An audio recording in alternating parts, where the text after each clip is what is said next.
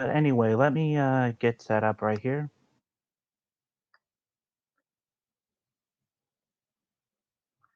So, how's everyone doing? I've been excited to do this panel for a while, and I'm glad to talk about dystopian fiction and how it can be utilized in furry writing. Specifically, how, why, and if it can be done pretty well, especially in the anthropomorphic aspect.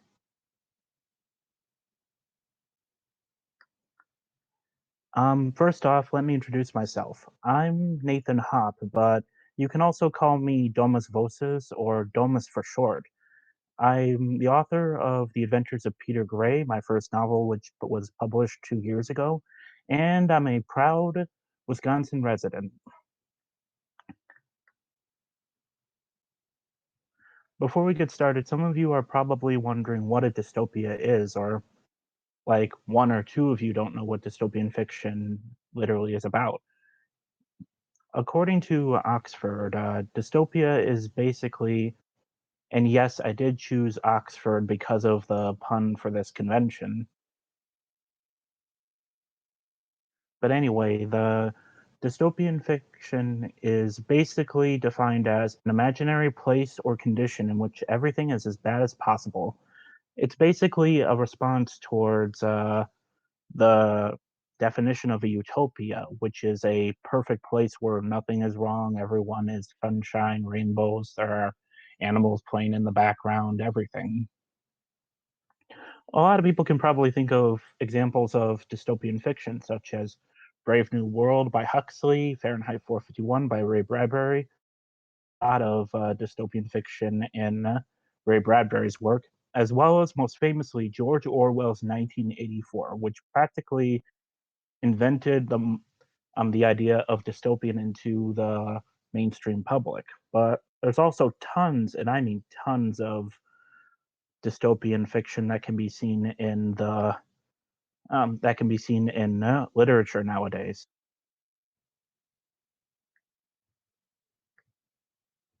Oh, give me a minute. Silly me. It seems I forgot to put the to do the share my screen. Give me a minute. Sorry. Anyway, give me a minute. I should have it share screen and come on.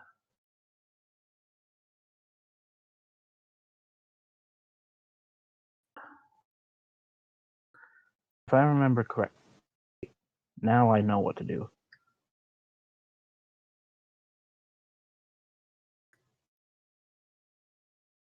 Chrome tabs, dystopian fiction.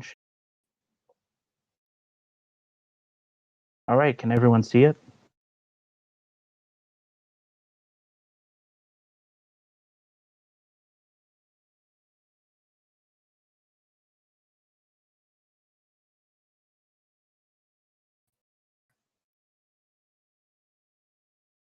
All right, here we are. The This is basically what I've been wanting to show you until I realized that the panel wasn't actually sharing a screen.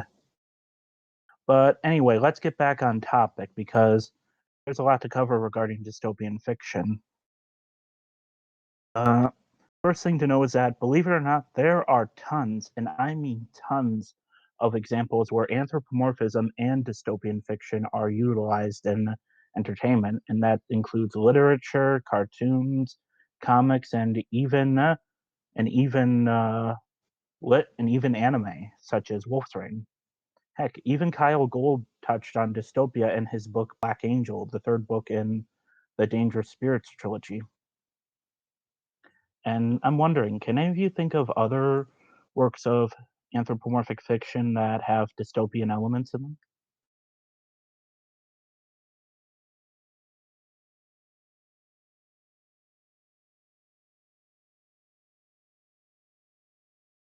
Definitely Backbone and Subject 9. I remember when those came out, and I remember when Subject 9 first came out, and I was in love with that comic.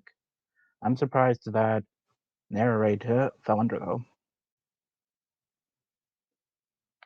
Haven Celestia books. Yeah, that's also a pretty good example. Another thing to keep in mind, though, is that there are things I need to talk about regarding dystopian fiction and some misconceptions. The first note is that not all genres or settings in fiction can or are required to be dystopian. For example, cyberpunk settings do not immediately mean they're dystopian. Neither do space operas, because while something like Star Wars or Star Trek do take place in space and do involve politics, they aren't dystopian per se unless the settings specifically are carrying some dystopian traits to them. And for example, Mad Max Fury Road, that's a great movie, but while it is post apocalyptic, there are some misconceptions that it is also dystopian because it also has a setting where the where basically Imperator Fear Immortan Joe actually controls all the water, but it does have dystopian elements, but that does not automatically make it dystopian per se. It's more apocalyptic, if you know what I mean. Another note to know is that there are two distinctions in dystopian fiction. The oldest is called Old Dystopia, which is the best way to describe it is that in Old Dystopia, it's about showing the setting and how it crushes the main protagonist, how no matter how much the main character tries, it can never escape the dystopian or oppressive government that keeps it down. And to quote 1984, imagine your future as a boot being shoved into your face forever. But nowadays, that's slowly changed over time because nowadays, almost any kind of dystopian product that you see is always similar to old dystopia, except the main character is always given a chance or suddenly decides that they can rebel against the system and try to create a better world. You see this everywhere, specifically more so in young adult novels and dystopian trilogies. And yeah, it's all for some reason it's always a trilogy nowadays, but that's another topic. What are your thoughts on this?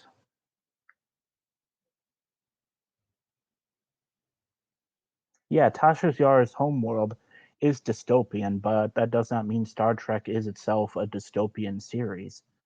That just means that it does explore some dystopian elements, but that does not automatically put it on the same shelf as George Orwell. Now, here's a good question for you.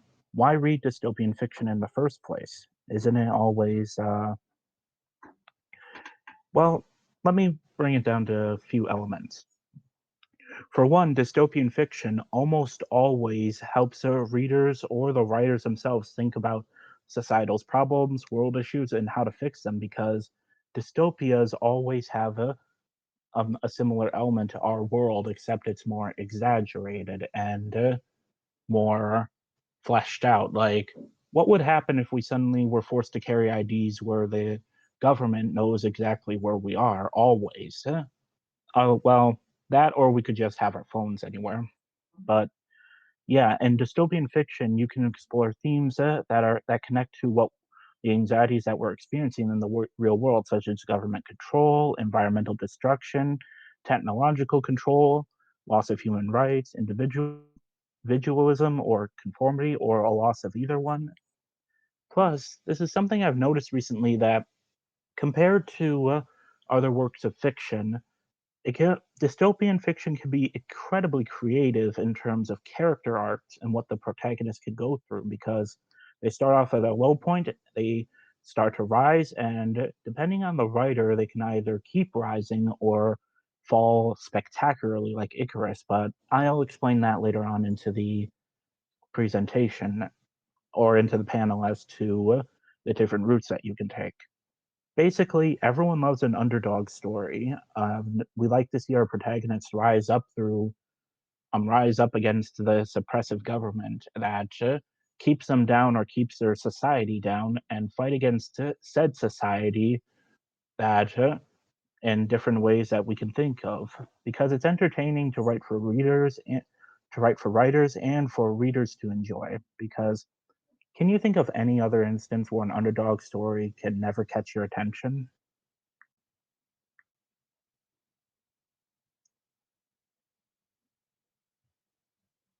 Yeah, dystopian has definitely evolved, but when you look at and modern dystopia versus the old dystopias, there's definitely more of a nihilism in old dystopias because I guess you can say that even back then, science fiction was always wary about the protagonists and good old happy endings and all that. But oh, Para Imperium has some dystopian elements to it. That's interesting, and it is space opera. So yeah, kudos to you. Though, and let's face it, one more thing to note is that almost always everyone wants to fight against oppression of any kind. It's always interesting to read or write about, especially when you ponder about the implications of what is happening in our world, because if it hap- you have to wonder that if it happened before in the past, you have to wonder if it can happen again, or more scarily, if it happens in that novel, can it happen in the real world too? Like how realistic, though it depends on how realistic it can be in the end. Oops. One thing to note, though, in anthropomorphism in dystopia is that, oh, seems that I have a picture missing, but oh well, it's nothing that big. The one thing to note about anthropomorphism in dystopia is that, much like any other genre, there's arguably no limits that you can use regarding the use of furry animals in a dystopian society. Is the anthropomorphic characters are they the are they the lower class of this society? Are they the upper class with humans under living beneath them? Are humans transformed into animals, and those who resist they are killed? There's so much that you can think of, but another thing to consider is that in the another thing to consider is that there's always the sense that you have to think of, is there a reason that you can put anthropomorphic aspects into a story based on whether it works in the dystopian world, or because you like the aesthetic, or just because you like the aesthetic of seeing anthropomorphic characters going through a sci-fi setting that has a dystopian government looming over them. Like, I'm bringing up quite a bit how Night Eyes, Dayspring, and Slipwolf's anthology Dissident Signals, a dystopian anthology for furries by furries, it uses quite a bit of anthropomorphism, not in some settings, while just letting it have the excuse to just have the characters be anthropomorphic. Like in one story, "Losing Yourself" by George Squares, it's set in a far, far future where society has evolved to the point where you can basically turn into your persona, and the success of your persona can depend on where you are in society. Like, well, basically, kind of like YouTube when you think about it. Like, the more popular you are, the better off you are. And the main character, it was frozen a la Futurama style, and wakes up in this future and is extremely confused and distressed that they have to wear these costumes all the time that basically become more a part of themselves than their original selves were. And that is really great introspection into the individuality and conformity, as well as government control or societal control. And it's stories like that that really makes you think about how you can utilize anthropomorphism into dystopian works of fiction. Because, well, everyone love well, everyone. Let me put it this way: everyone loves anthropomorphism in basically anything. It's kind of why the fandom exists. But there's usually a question regarding the writing towards whether or not you want to have a reason for it in this kind of setting, or whether or not it's just a regular anthropomorphic story, but it's set in a with the regular anthropomorphic characters, like, but it's set in a dystopian setting. Like, here's a good comparison.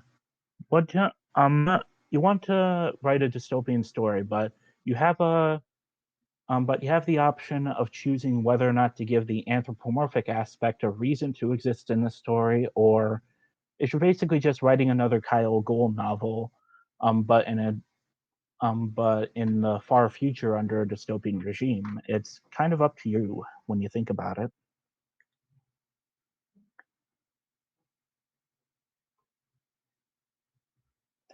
Yeah, Divergent is certainly known as a modern young adult dystopian novel, but I'll get more into that later on regarding that as well as young adult fiction's influence on the dystopian genre. Just hang with me. There are some things that you need to consider regarding the cons of dystopian fiction because when you whether or not you like it, you might be have to dive into some of the politics behind this world, which might anger people depending on the themes you explore or how you handle the content. Um, because no matter how well it's written, there's always going to be some people who take things the wrong way or who think that you're trying to make a pro right or pro left message against a form of against someone on the political spectrum. And that's definitely something to consider when you're working on it because last thing we want is a controversy behind a story that you just wanted to write for entertainment.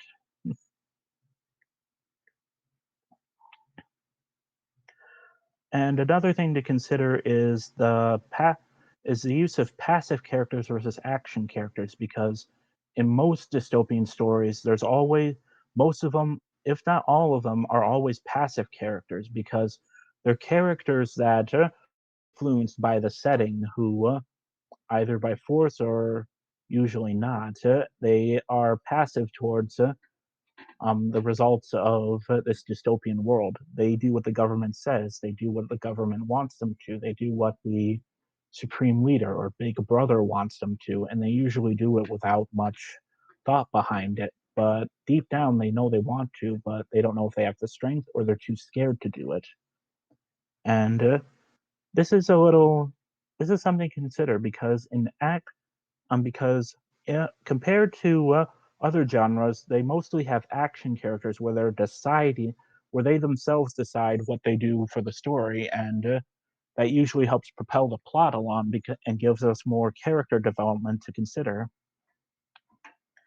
Yeah, dystopian fiction can be used to explore the extreme of a political issue or technology, but at the same time, you have to be sensitive to some of the people who do have the uh, I'm not saying that you have to be sensitive to people who have an extreme allergy. I am not saying that, but at the same time, there are people out there who are conservative, who are liberal, who are libertarian, and unless you want to have an angry mob of them come to your door saying that saying that you're saying all basically basically saying that all every single one of them in your story, if your story is basically saying that all of them are horrible, you don't want to have that.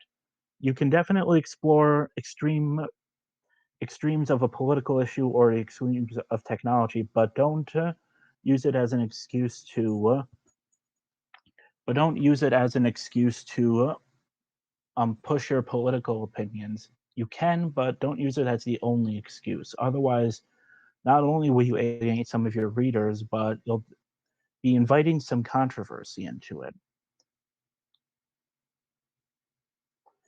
I wonder if it's possible. That's completely. That is definitely possible. And yeah, you can. It is possible to create dystopias that usually blend or satirize, but not stereotype. Like, for example, 1984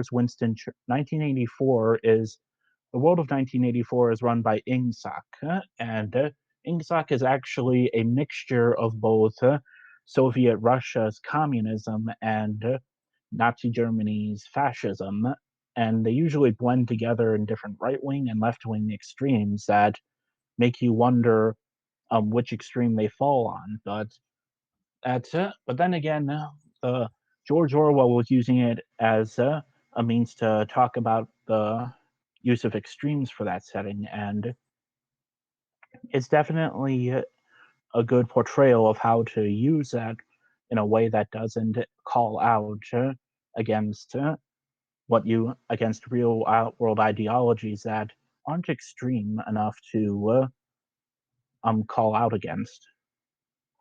There's also, yeah, Winston Smith wasn't an action character. If anything, he was the most passive of characters. When he did try to do something action based, he it resulted in him. It resulted in Big Brother coming down and crushing him hard, and that resulted in him.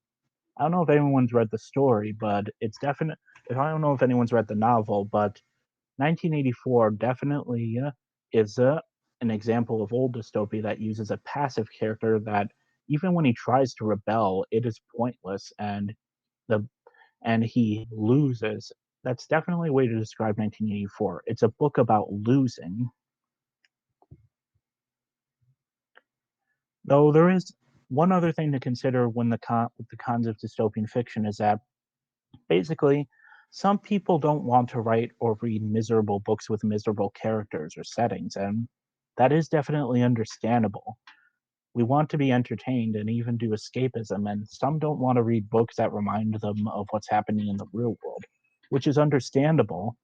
But the thing to consider is that some people ask me why I love or read dystopian fiction, and for me personally, I like to read it because it's good. It's another form of escapism, not because I'm going to it, going away from this miserable world to another miserable world. Not to say that this world is miserable, but still, but because it's given me a chance to go through the life of a character who is trying to rebel against the system, and that's like I said, we all love underdog stories. But I also really love to read dystopian fiction because it reminds me that unlike that world, there is always a chance to change what's in this world, and that's definitely a good thing to have in terms of motivation of doing action. Heck, nowadays Dayspring, you mentioned to me that you wrote dissident signals as a response to the 2016 election, didn't you?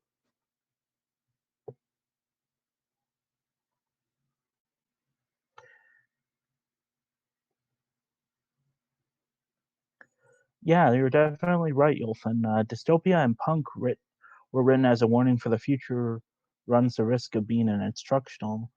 Dystopia is more instructional of how it can happen, while punk can often be more futuristic and sci-fi oriented. At, and what makes them separate is that dystopia focuses on the politics of a horrible future gone wrong, while cyberpunk focuses more on the technology of a future gone wrong. They can mesh together, but they're two different sides of the same coin. Yeah, yeah. So many people seem unaware of the meaning of punk these days, and I'm not the right person to talk about it, but yeah, I can definitely see that. There are definitely Here are some other cons of dystopian fiction to talk about. Let's talk about the bad cliches of dystopia. And to be honest, you can definitely see more of this in young adult fiction nowadays than you can in for adult fiction. And let's just go some of the examples of bad cliches, such as the plucky team that saves the world the day there's the society, or all three. And they sometimes do it without any single kind of effort in it whatsoever. The character can be almost any age, I'm not, but most of the time you see them unrealistically do it without any sacrifice in it.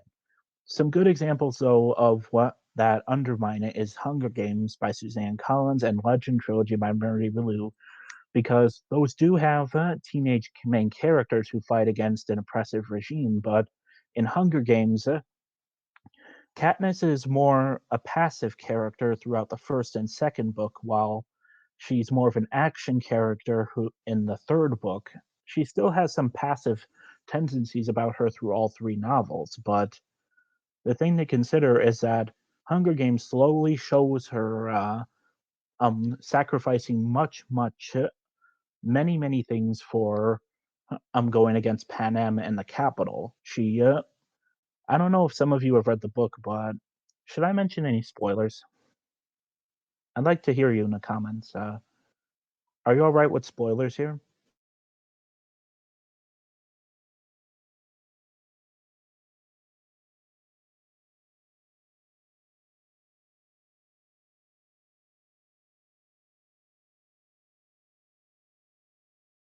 All right, I'll talk about spoilers then. In the Hunger Games, Katniss pretty much loses almost everything she has. She loses her home. She loses her sense of identity. She nearly loses her one and two of the boys that flirt with her, and one of them actually gets brainwashed by the Capitol and nearly despises her until the end of the third book. And heck, even her little sister, the girl who she volunteered for in the first Hunger Games, actually dies at the end of the third book, and it pretty much destroys her entire family, and it destroys her mental state by the end of the novel. While Panem is now a democracy and she can now have a life with PETA, Katniss is pretty much broken by the end of the at the end of Mock, Mockingjay, and you can definitely see her slowly getting the help she needs. But while she does have the while she does have a family of their own in the epilogue, you can definitely see how much it affects her mental state. She has nightmares. She can barely trust anyone. She still thinks that there are more. She still imagines seeing her dead loved ones in her dreams, and we see the results of it. And okay, and regarding Legend Trilogy by Marie Lu, for those who don't know, Marie Lu is a pretty good writer, is a really, really great writer, especially in young adult dystopian novels, because she loves to subvert and to shake our expectations, and she can go realistic as well as over the top when she wants to.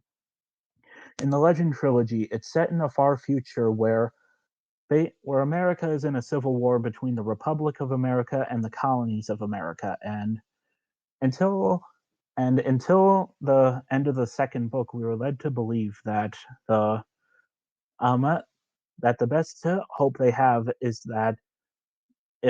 to basically the Republic of America is a futuristic North Korea, while they think that the colonies of America are the last bastion of democracy.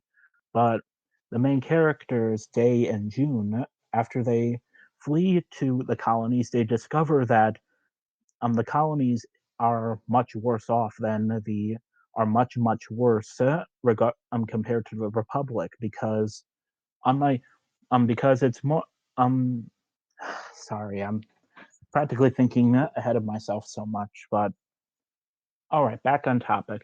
The colonies of America are more like a single corporate entity that pretty much sees everyone as a product or like a customer, and the way they treat their own citizens there is much worse compared to the Republic than they thought. And to top it all off, in the second book, they were originally going to,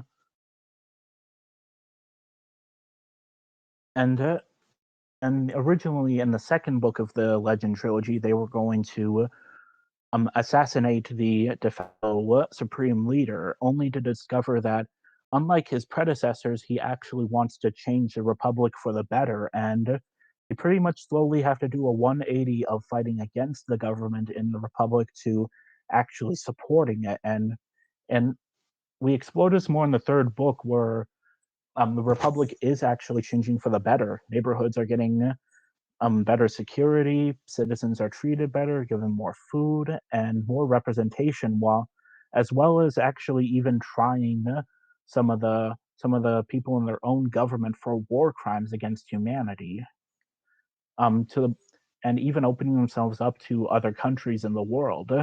And the book pretty much focuses more on them trying to actually protect the republic from the colonies who want to invade and conquer it, as opposed to a book ago when they were trying to do it reversed.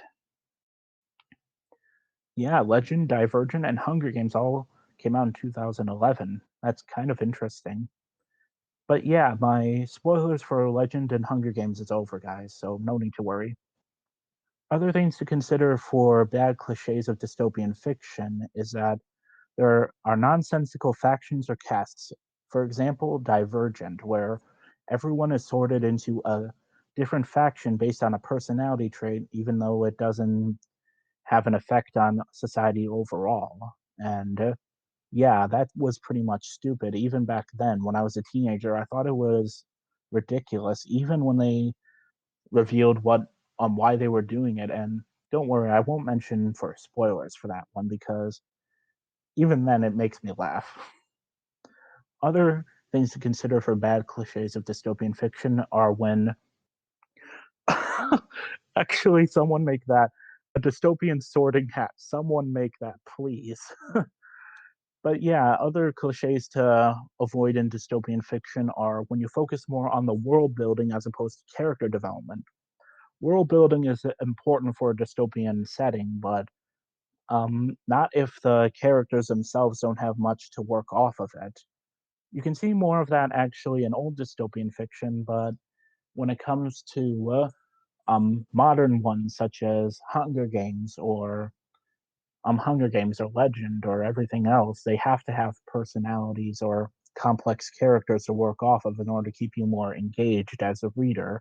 Otherwise, it's just a stale story. Another one is about is another thing to consider is when there's too much historical illusion regarding the oppressive government. Like, think about it like this. Think about it like this. Would you read a dystopian novel if there were pretty much like Nazis or Gestapo in everything but name there? That makes it unoriginal as well as a uninteresting to read because you know the motions of what's going to happen. You have to give more modern variety and more interesting twists or additions as opposed to just making them Nazis but in a futuristic setting. Oh yeah, this one I really hate. When it's not explained how or why the government is in power or how they are easily defeated by the protagonist. Yeah, that is definitely a cliche that I don't like because most people think you can definitely actually Joel Kreisman mentioned this in his panel about earls and governments that when a government is taken down, there's often a power vacuum, and we rarely focus on the consequences of it. Even in good dystopian novels like Legend or the Hunger Games, they don't show us what happens afterward. They just want to talk to us about it. They just want to focus more on the romantic subplots. And don't worry, I'll get to that later on. And here's something to note: most authoritarian and totalitarian governments can be the result of socio political and economic factors. They don't just spring up overnight or magically appear out of nowhere most people because otherwise you wonder why the heck they are even in power in the first place. Heck, even the Soviet Union, North Korea, and Nazi Germany didn't exist overnight. They were the slow process of years of political turmoil within their respective countries. Yeah, they don't really show how things got to where they are now. I mean, Hunger Games can make the excuse because it's technically in a post-apocalyptic world where North America was ravaged by years of natural disasters. That's a good excuse, but if it's set in a future where no big disaster happened, the government just suddenly turned bad. That's usually a bad pill to swallow. Another cliche to be aware of is when there's unnecessary scenes with trigger warning topics. I don't need to mention what they are, but I'm pretty sure you know what they are. But yeah, unless it's tied specifically into the plot or the character development of a character, you don't need them. You can definitely explore the horrifying aspects of an oppressive world without having to go towards that, unless you think it ties into the character development or the plot or anything else. But too much of that will drive away readers. And the last thing you want is to get angry emails from readers saying, for triggering them and that kind of thing. And actually, this is probably the cliche I hate the most when it comes to bad dystopian fiction. The romantic subplot or the love triangle takes more focus than the oppressive society. Yeah, that is definitely a pet peeve I've had for a long, long time. Even when I started writing and reading dystopian fiction, we don't care what the which cute boy the character is going to be with. We just want to know if they're even phased by the fact that they're in a dystopian society. Here's a good drinking game.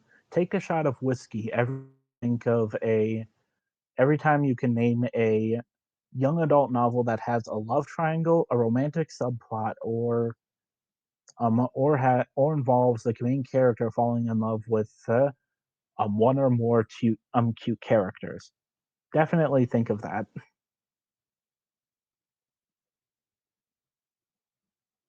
Really, now that's an interesting idea. It's also something worth consider because ah, damn it. Give me a minute.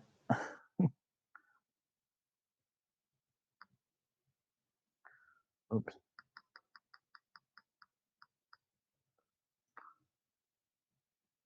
Oops.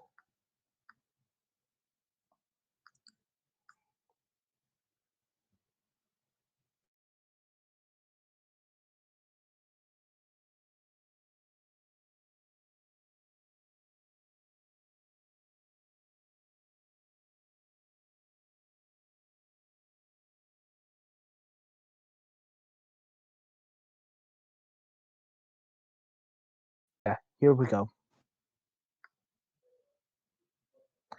Because I always wonder when it comes to dystopian fiction, how do we go from this to this? Where instead of focusing on the horrors and the darker aspects of how what society can become with the worst of humanity, instead we focus on the main character being a Mary Sue who has to choose between one or more cute love interests. Why do I think the love triangle became such a prominent feature in young adult dystopian fiction? I don't know. It's something to worth consider thinking about because I definitely know that young adult fiction slowly merged with modern dystopian fiction because teenagers love to rebel against authority figures, and combined with the fact and combining it with sci-fi or fantasy settings is definitely a big plus. And yeah, romance sells, but there's a way. But when you focus too much on the romantic subplot, it tends to take away the reason to have a dystopian fiction because if you want to be more realistic, if a main character is more focused on which cute boy they want to kiss, then they're probably going to be the person that dies first in the when the government goes out to get them because it also takes away from the complexities of the main character development that they're going through.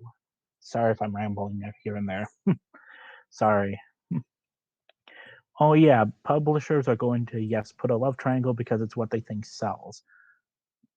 I have yet to see a single young adult dystopian series where there isn't a romantic subplot or there is a love triangle, and I've start. That's kind of the reason why I've decided to distance myself from writing just young adult dystopian fiction. And if I do include romance, I always have it be as the background, or not as the or only as the main focus in certain chapters.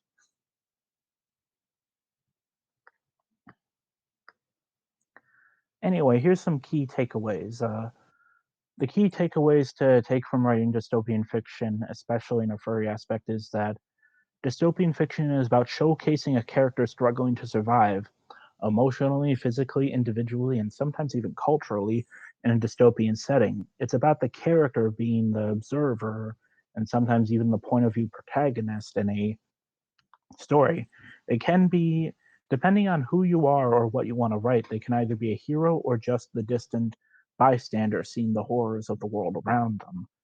And like I said, anthropomorphism has no limits in this kind of genre because you can think of almost anything creative and it can almost stick in a dystopian setting. Like, look at the examples I gave earlier. Though the thing to note is that you can expect misery in a dystopian setting, but not complete misery. It's up to you as the writer whether or not the characters will win, lose, maybe both, or even, quote, win. Will this dystopian society ever change? Will the government fall? Will it collapse? Will a power vacuum happen? Or will everything but be bright rainbows afterward now that Big Brother is out of the picture? It's up to you with how you want to end the story. But there's always a build-up that you have to consider regarding it. And speaking of which, you have to know your themes, your setting, and what your characters desire because the character it won't be a dystopia if the main character thinks it's all perfect and convinces the reader that it is perfect. There is a you can show moral dissonance, but you have to have your characters be three-dimensional or at the very least have a sense of personality to keep you grounded in this setting. Though, and lastly, you need to beware of placing too much focus on a subplot such as a romance.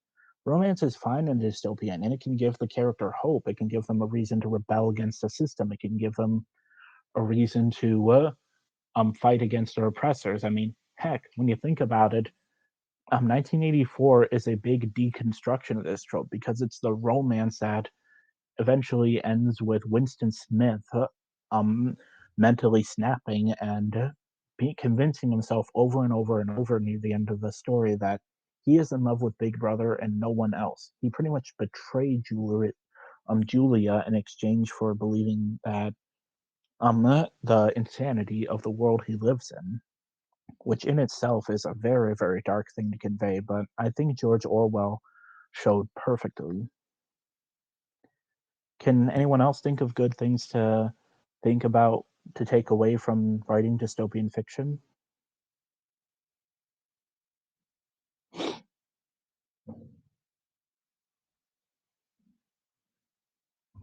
I'm pretty much inviting you to spam the comments at this point.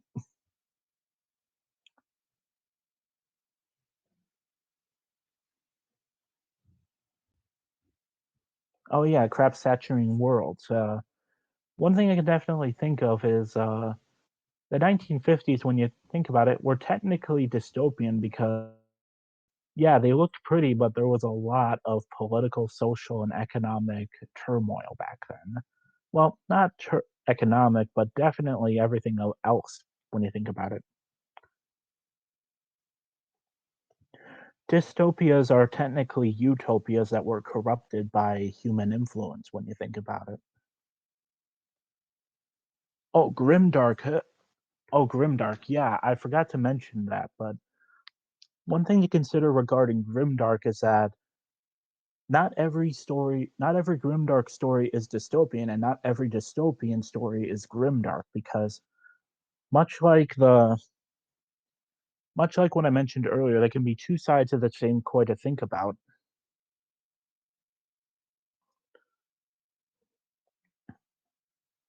Yeah, it doesn't have to be dark. I mean, Brazil is a really great dystopian movie, but it's also incredibly funny and thought-provoking and incredibly weird and in a good way.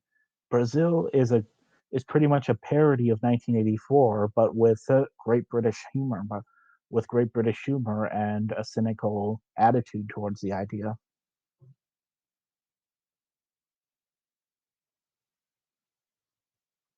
Yeah, that is a good point. Dystopian fiction can often be used to show how far a character can be pushed before they break, and this can be shown in both positive and negative ways. Like, will they eventually fight against the system, or will they be crushed indefinitely by the system?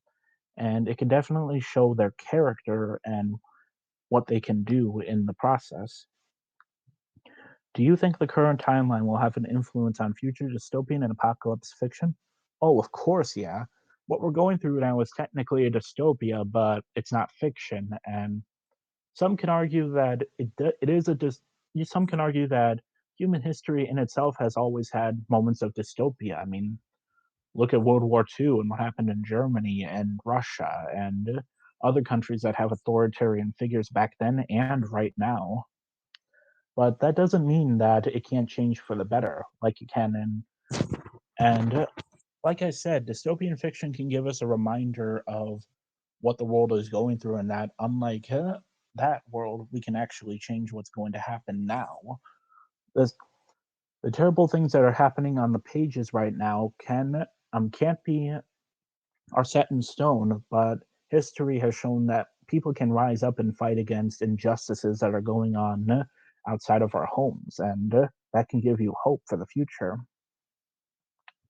And that's why I think dystopian fiction is important. It's pretty much it's pretty much nihilism looking into a mirror and realizing that it needs to change.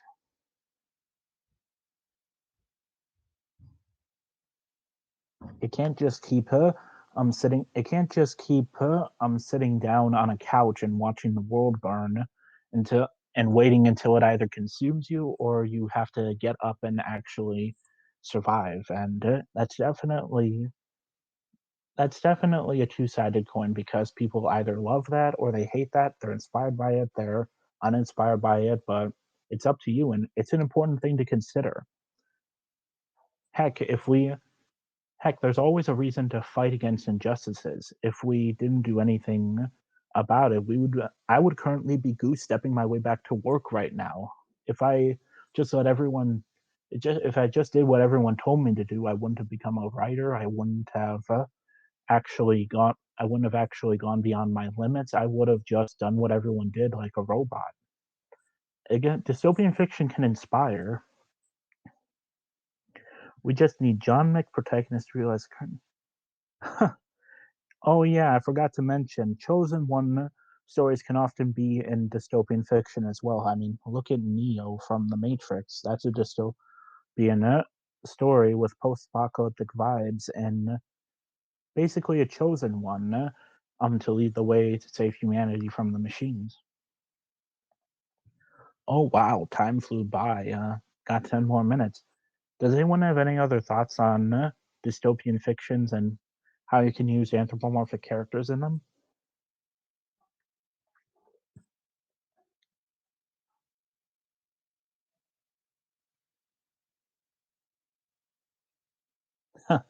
Yeah, that is true. Though some people say that dystopian fiction can be used either as an instruction or a manual to fight against a dystopia that exists. Hmm. Let me think of other things. Oh, yeah, another thing to consider about dystopian fiction is that it doesn't just have to be set in the future. It can be in a fantasy setting or any other genre. It can be post-apocalyptic, but you also have to differentiate between the two. All in all, Poe's law and all resolute. I've been meaning to ask, what exactly is Poe's law?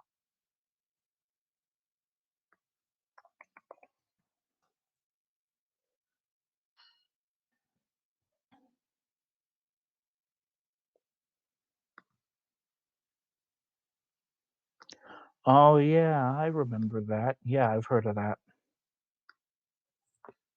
Does anyone else have any other thoughts on it? What would one want to specifically use as an anthropomorphic?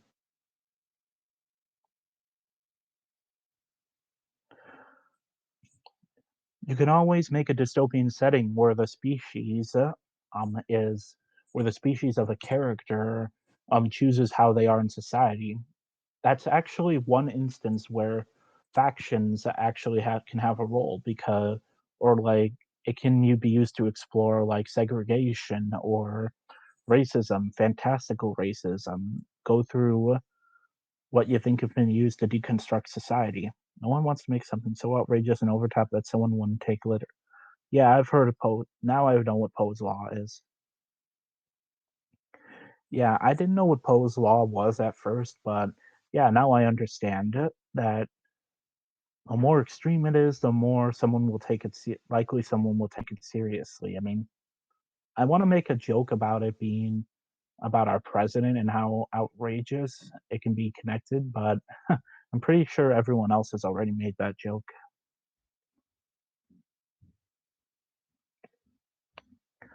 What type of dystopia fiction do you think furry fiction lends itself well to? I think it works really well when it's in a futuristic setting or a contemporary setting. I'll explain. In in a futuristic setting, I really like it when it shows the evolution of humanity in different animalistic ways and how those evolutions affect the way a society treats them or how they treat society that and how it slowly corrupts it a bit. And I really like how um like in losing yourself in this book here, I really like how much of the how the stories in here are either set in the far future or they started off as anthropomorphic animals in a contemporary setting that was slowly built into a corrupt dystopia on their own. You know, kind of like where pretty much human history happened, but instead of humans, it was anthropomorphic animals that and how the characteristics of each species affected it. Oh yeah, the onion. Yeah, yeah, The Onion is pretty much funny. It shows how people think a dystopia. The Onion is pretty much a an example of how how reality can be stranger than fiction.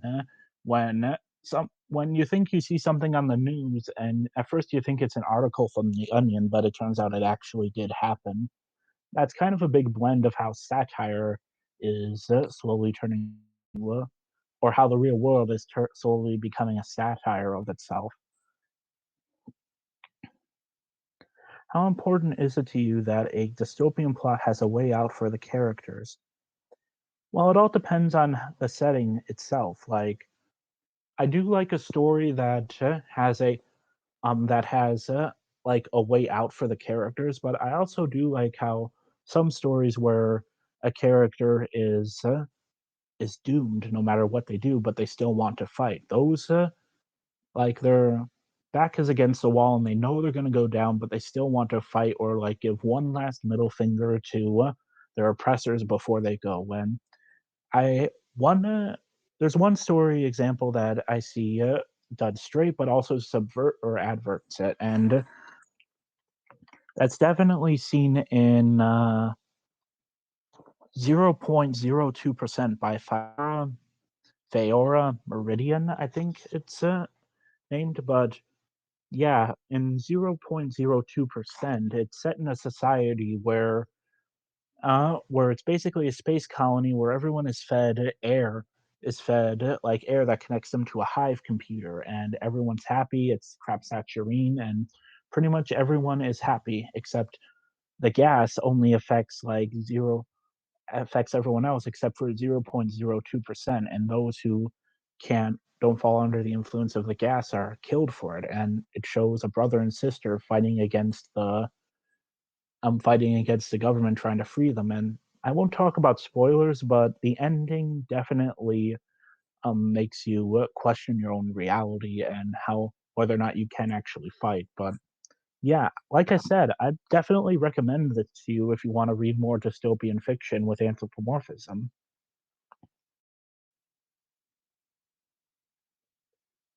The ones who walk away from Omelas. Yeah, I've heard of that before, but I never got to read it. And yeah, I have a lot of reading to do lately. Anyone else have any other thoughts?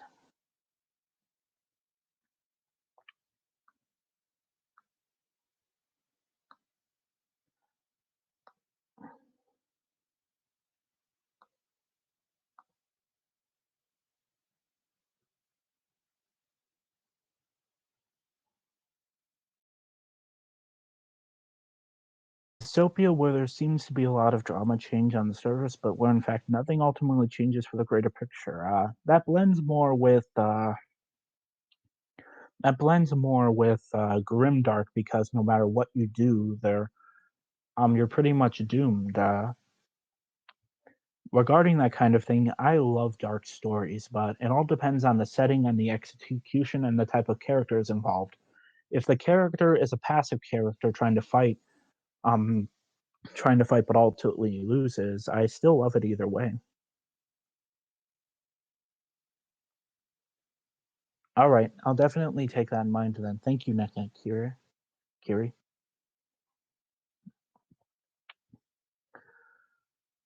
But yeah, I do like grim dark stories, but I'm always more for the underdog story where the characters have to slowly make sacrifices if they want to change society for the better or take down Big Brother. And the thing I always like a- the thing I always want to see in dystopian stories is where the characters know or realize that they have to make sacrifices of some kind if they want to change everything because nothing changes overnight, whether in fiction or in the real world. And if they are going to have society change for the better, I like it better when either the character makes a huge sacrifice or if the dystopia itself is built in a way where it can't last forever and it will eventually fall, even with claims that it will last forever.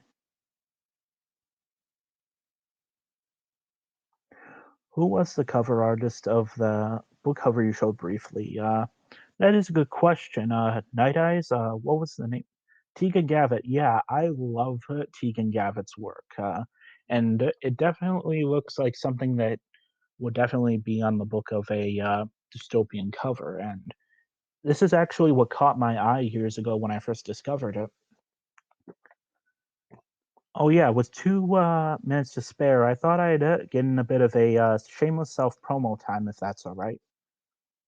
You can actually find me on Patreon where I write furry stories, and one of my main story series I've been working on is Maverick Hotel. It's a story series that is dystopian and has gay main characters in it, and it does have a romantic subplot that does keep you intrigued. The story futuristic is set in an alternate American history where America became a religious dictatorship called the Devout States of America, and it follows a main character, and it follows a main character, a tabby named a tabby named Adam Grimwald, who is sent to a conversion clinic because he was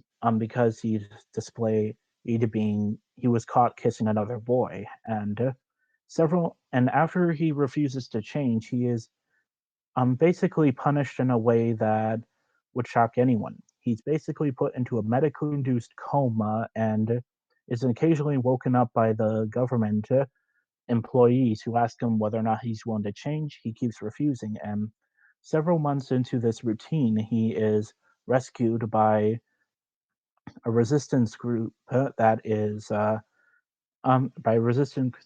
breaks him and other patients out, and one of the people who rescues him, or one of the characters who rescues him, is a wolf named Lowell, who is a wolf named Lowell who has an attraction to him, and it basically follows Adam and Lowell trying to take down the government and bring democracy back, while also trying to survive and learning that while they can fight for the greater good, it often comes with sacrifice. Yeah, that is the Living Shadow. He made some art for it, and with it, I made a bit of a cover, but it's not an official cover, so it's not a book or anything. Just thought I'd make a good cover out of it. And Maverick Hotel is can be read on my Patreon and on my other accounts on Fur Affinity and Sulfur if you want to read it. And yeah, thank you for tolerating my ranting a bit, and thank you for coming to hear me talk about dystopian fiction and furries. And yeah, if you like what I talked about, you can definitely find me on Fur Affinity and on Telegram. Here's my Telegram. Let me give you my Telegram name right now. Sorry.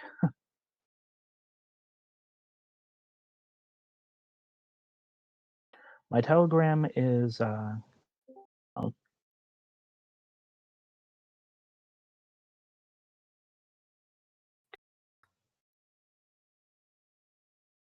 oh man.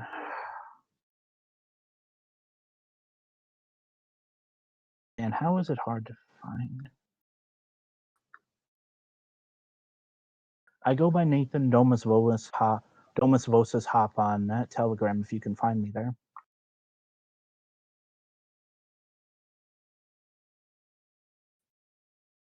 Anyway, thank you, and I hope to see you in the next panel.